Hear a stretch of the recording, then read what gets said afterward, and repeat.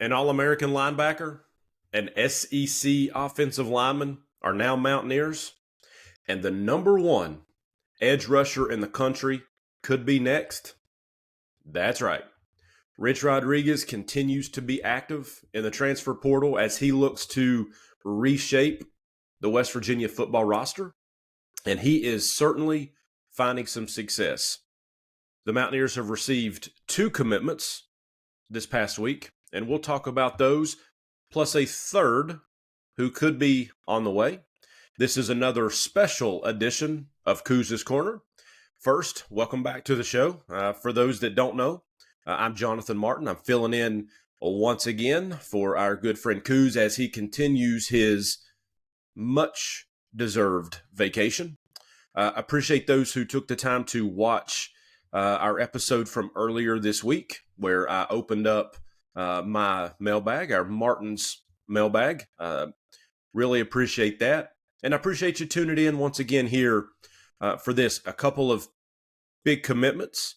And while Kuz may be on vacation, West Virginia sports certainly doesn't take time off. And so I'm jumping on once again to break down these two and potentially a third that you're going to really want to learn more about. So we'll break those down. First off, we'll start Southern Illinois linebacker Ben Bogle, 6'2", 225 pounds. Probably the biggest, or the word that I would use to describe Bogle would just be productive. Actually, unbelievably productive.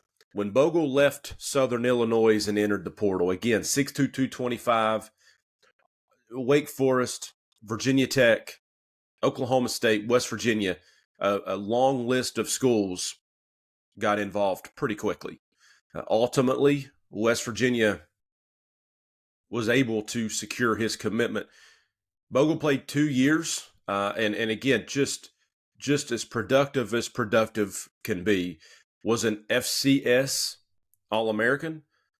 Last year as a sophomore, these numbers that he was able to put up in one season alone just blow your mind. 87 tackles, 5.5 sacks, 2 interceptions, and recovered a fumble. He actually set the Missouri Valley Conference record for tackles for loss at 16.5. And so that is absolutely getting it done just in one season. Actually played against a BYU last year, did not start in that game, and had, I believe, 8 tackles. And so this is a position of need for West Virginia. And you're going to find that as we talk about Ben Bogle and the recent offensive line commit in Josh A. Sosa, and as we get a little bit further and talk about this edge rusher in junior college, there's a common theme here where there's a mixture of need immediate playing time and those that they think can come in and help immediately. And then in some cases, like a Josh A. Sosa that we'll discuss here, an offensive lineman from Oklahoma, there's a little bit of wait and see. And so a good mix here for Rich Rodriguez and West Virginia. But the linebacker position is somewhere where Rich Rodriguez has openly talked about needing to get, some more productivity out of. You look at the roster as it's shaped today, and you see Reed Carrico, you see Ben Cutter, you see Chase Wilson, who is somebody that they brought in during the last portal opening from Colorado State. The linebacker position is a room where, quite frankly, they need some help. They're looking for more activity. They're looking for some more size, some more speed. You know, Ben Cutter, Reed Carrico, they do a lot of things for you in terms of the knowledge of the game, the physicality of the game. Not unbelievably athletic in terms of speed, their range side to side. Chase Wilson, I think, will offer a little bit more. And so when you go back and watch Ben Bogle's film, and I would recommend you do that, you can certainly YouTube that. If you'll go to my social media, my X page at Jonathan K. Martin, Jonathan without an H. I've got a couple videos, highlight videos of Bogle there, where you can see some of his productivity. Lives in the backfield, is able to shed blockers pretty well. Again, 6'2", 225, excellent size, excellent speed. And it's no surprise when you go watch that film as to why Wake Forest, Oklahoma State, Virginia Tech, and Oklahoma State is somebody that has a lot of money in this transfer portal cycle. If you have paid any attention to what's going on in Stillwater, you know that they're throwing a lot of money for a lot of players, and they are being extremely successful. So for West Virginia to sneak in and get this linebacker from Southern Illinois at a position of need really speaks volumes to Rich Rodriguez and what he's looking to do through the portal. The next huge acquisition, and when I say huge, 6'3", 330 pounds, a linebacker from Oklahoma, Josh Asosa. And this is a little bit different from Ben Bogle. And I'll tell you why. Josh Asosa is not going to be somebody that we expect to come in next season and make a huge impact. There is potential there to add to the depth chart. There's potential there to see some snaps. And there is some potential there to grow within the program. But we'll talk about why I don't expect him, and if we do, some things went wrong. But there is potential for him to grow in the program. First off, again, we discussed this, a big young man, 6'3", 330 plus pounds, coming out of Oklahoma, who signed with Oklahoma. Consensus 3-star prospect out of high school, but he did not play at OU last year. Somebody that decided to redshirt. Oklahoma was upperclassman heavy along the offensive line last year. So Asosa actually elected to redshirt. But again, a 3-star prospect. This past spring, he had actually been working. He's more of an interior lineman at the guard position, but had been working at center. And so he is somebody that, in addition to the size, gives you the flexibility to play either guard position or slide over and play the center position. And if you look at the way the West Virginia roster is constructed at this point in time, Landon Livingston kind of slotted to play the center position. So Asosa gives you somebody that you can come in and maybe slide behind Livingston, get some snaps if needed, get some reps if needed, but somebody that you can look up and potentially not this season, but next, if you can keep him in the program, let him develop a little bit more. The West Virginia staff and Rich Rodriguez certainly felt there was enough there, even though he did not play at Oklahoma. They felt strong enough through film, through his high school tape, where he dominated in high school. To revert back, this was somebody that was named to the Central Oklahoma Offensive Lineman of the Year and Class 6A District Offensive Lineman of the Year. For those that don't know, that's a very high honor in the state of Oklahoma, specifically in football. So to get that award just speaks, and then obviously for Oklahoma to see enough there to where they wanted to take him in their class. So Rich Rodriguez and the staff saw enough there to where they felt comfortable. So if you can bring him in, and what's interesting is, differing from Ben Bogle at the linebacker position, Asosa doesn't have to be somebody that can come in and give you the immediate productivity.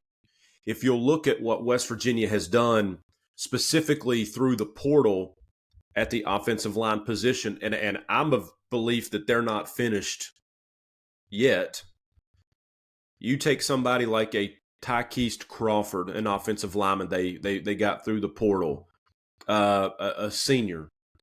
Will Reed from Princeton, who will be on campus soon, a senior. Walter Youngbear, someone they took in the portal, a senior. Most recently, Michael Clay, offensive lineman from North Alabama, a senior. And so when I look at Josh Asosa and I look at what West Virginia has already brought into the offensive line room, Asosa is not somebody that has to come in and make an immediate impact. Now, the argument here is going to be in the world of college football, college sports, but specifically today college football and NIL, what's the chances that West Virginia can get him, keep him, develop him? Well, you're always running that risk, always running that risk. But the hope here, first off, you can't bring in, if you're West Virginia, just an unlimited amount of players that you think can compete right today, without running the risk there of somebody else wanting to leave the program. So if you're West Virginia, it's not necessarily taking a flyer on the talent or the ability, but you're taking a flyer on the hope that you can get him in the program, establish a relationship, the camaraderie, be familiar with the staff, the school, the program. And so as Crawford and Clay and Reed and Youngbear and some of these other guys move on, it's an opportunity for Asosa to slide in the following season.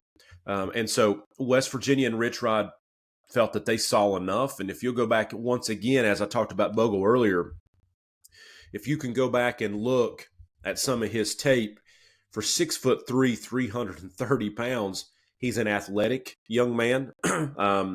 If you'll go look at his camp season before he committed and signed with Oklahoma, excuse me, there's a lot of film on him where his lateral quickness is quite impressive.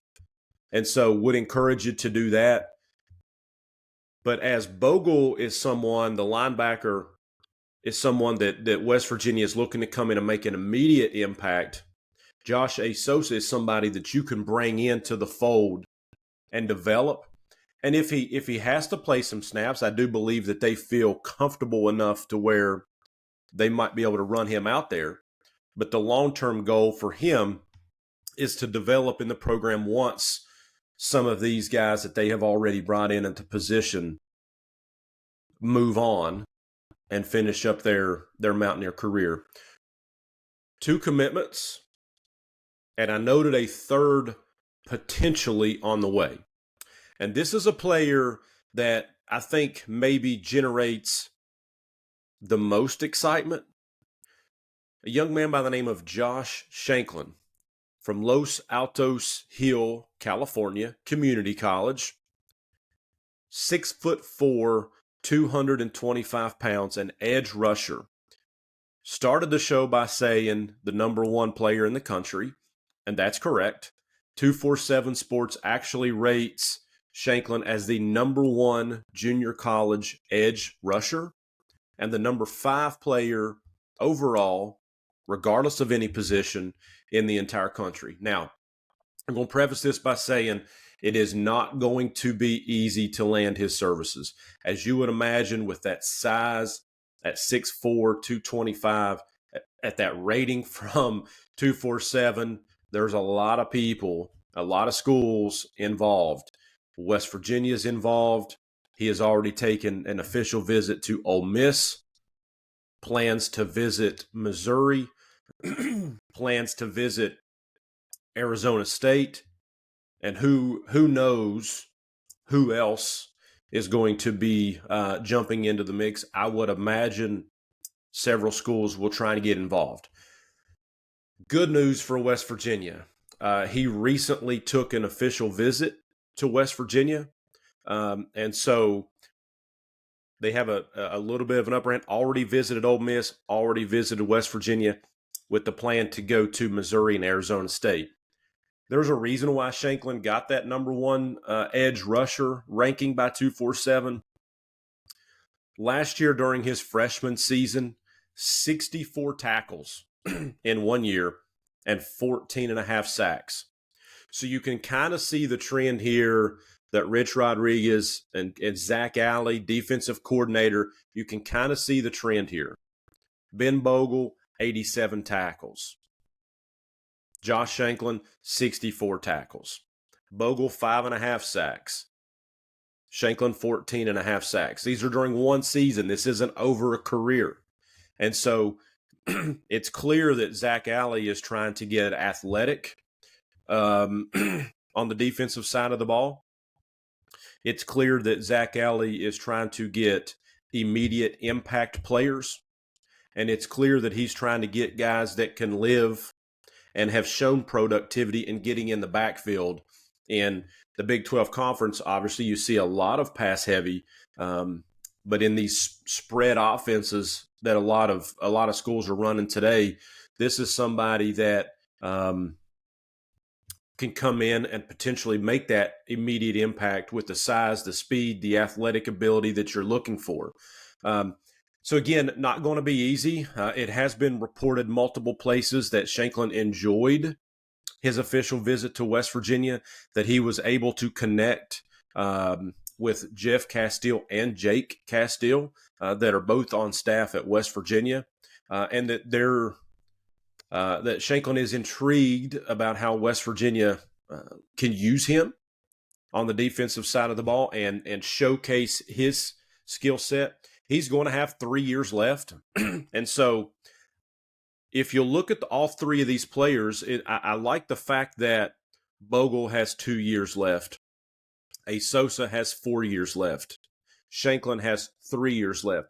So I feel like West Virginia has done a nice job of looking for guys. If you'll go back to the first portal where they've got guys that have just the one season left, and now they're looking to sprinkle in some more of those, but they're also planning to try and keep guys that can be here for at least 2 or 3 plus years inside the program. So Rich Rodriguez made a lot of noise recently in the last couple of weeks about trimming this roster down. Kuz and I even did one of our Gold and Blue breakdown shows discussing getting from 120 plus on the roster down to 100. And this is something that Rich Rodriguez shouldn't have been a surprise. Rich Rodriguez openly talked about how he hated to make these moves and to make these decisions. But it wasn't just getting to a certain number, because Rich Rodriguez was going to continue to add players. And they're continuing to bring players in other than these three that we're discussing here today. They're continuing to reach out, continuing to line up visits. So he's not done. But what's going on here is you're having to find guys that you believe can have success and let you win today. Because as Rich Rodriguez has noted, he's not brought back to West Virginia and has not been brought back to West Virginia to just because he played, just because he coached there before. There's no nostalgia just because of that. He was brought in because they think he can win, and he can win now. And it's something that West Virginia fans are thirsty for, especially after the disappointing Neil Brown era, where there were not as much wins as we had hoped for. And so Ben Bogle is a great start in addition to what they have already received signings and commitments from. But he's a great start to this turn in the portal. Sosa is certainly somebody that can come in and provide some depth and grow within that program, somebody that you feel good about. And Josh Shanklin, again, at 6'4", 225, just unbelievably productive. Two of these three have been unbelievably productive. But if you can put Shanklin on the defensive side of the ball in this Zach Alley defense, you feel pretty good. With a couple more additions sprinkled in. Defense obviously was a weak spot last year.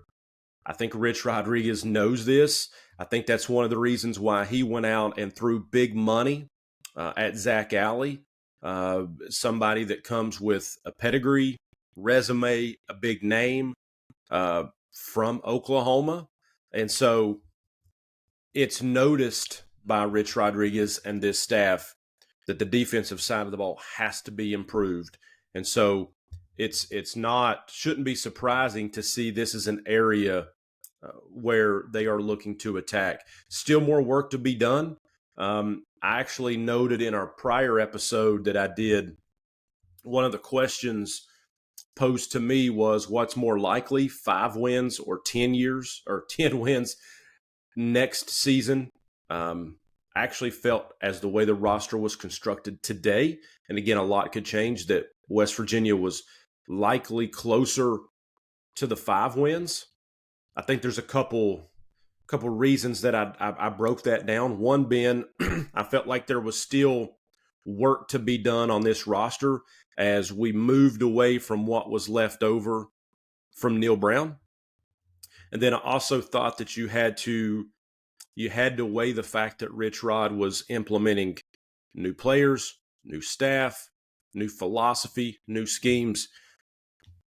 But when you add a Ben Bogle, when you add a Josh A. Sosa, and if you can add a Josh Shanklin at a junior college, that's a good start to push that number up from closer to 5 to closer to 10. So a lot of work to be done.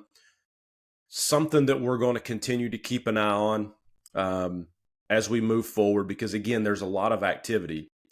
I'm not quite sure how much more you'll see of me solo. If any commitments break, any more news happens, I might be able to jump on before our good buddy Coos gets back from vacation. If nothing happens, you'll probably have to wait and see until Coos gets back in his familiar chair right here on Coos's Corner. Again, I want to finish the show kind of the same way I started the show. I really appreciate everybody who tuned in to the first episode of Martin's Mailbag that I did just a couple days ago. If you haven't watched it, I would encourage you to go back and do that. If you did, again, I certainly appreciate it. I know Coos certainly appreciates it. We're trying to keep his channel completely active and busy with news while he enjoys much time off. So if you didn't watch it, I'd encourage you to go back. I appreciate you watching this one.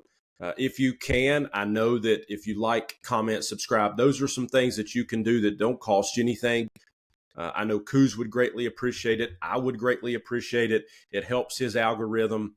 And so he'll be back soon. I'll be back soon, although unsure if it will be a solo edition. But I do appreciate Coos letting me fill in for him while he's gone. I appreciate you tuning in, all your kind words. And as Coos would always say, have yourself a top shelf day and cue Country Roads.